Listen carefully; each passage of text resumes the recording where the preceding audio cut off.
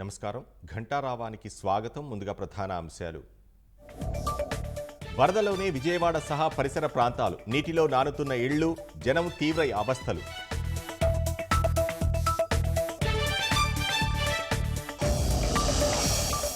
బుడమేరు ఉధృతికి పాయకాపురం జలమయం, మరపడవల ద్వారా పునరావాసాలకు బాధితుల తరలింపు.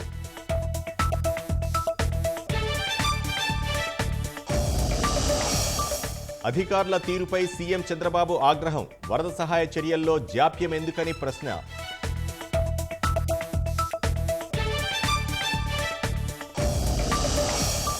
కృష్ణమ్మ ఉగ్రరూపంతో అమరావతి పుణ్యక్షేత్రం జలదిగ్బంధం, నీట మునిగిన స్నానవాటికలు, భక్తుల ఇబ్బందులు.